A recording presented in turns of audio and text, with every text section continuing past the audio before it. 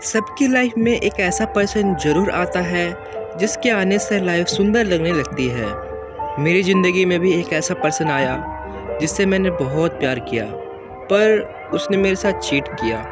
कुछ ऐसी सिचुएशन आ गई थी कि मैंने उससे दूर हो गई, पर उन्होंने मेरा वेट नहीं किया बल्कि किसी और लड़की को प्रपोज़ कर दिया।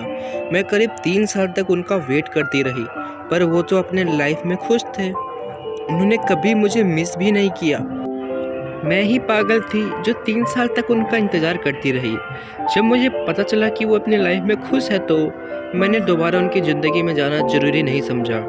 ये सब होने के बाद मेरी लाइफ में वह शख्स आया जो मुझे हमेशा प्यार करता है, जो हमेशा मेरे साथ देता है, मुझे कभी भी अकेला नहीं छोड़ता, जिनका नाम राकेश है। एक दिन मुझे अननोन पर्सन का मैसेज आया और मैंने पूछा कि आप कौन? तो उन्होंने बताया, सॉरी, गलती से रॉन्ग नंबर पर मैसेज हो गया।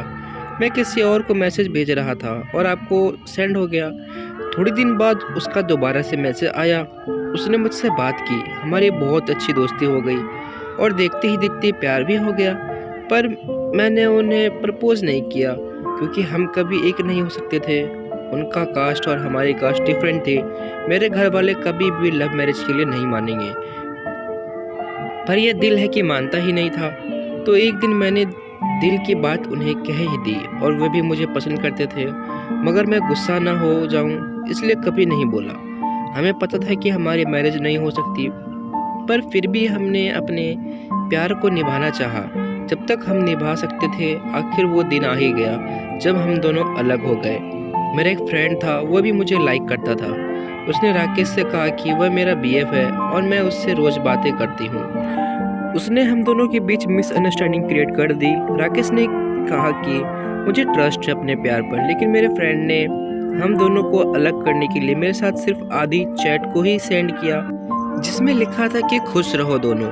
ये देखकर मुझे बहुत गुस्सा आया। मैंने गुस्से से राकेश को ब्लॉक कर दिया और फिर कुछ महीनों के बाद राकेश के फ्रेंड का मैसेज आया कि क्या बात हुई थी जो तुम दोनों अलग हो गए। तो मैंने उसके दोस्त के सारी बातें बताई और फिर उसके फ्रेंड ने मुझे फुल चैट सेंड की जिसमें राकेश ने लिखा था कि मुझे अपने प्यार पर पूरा भरोसा है।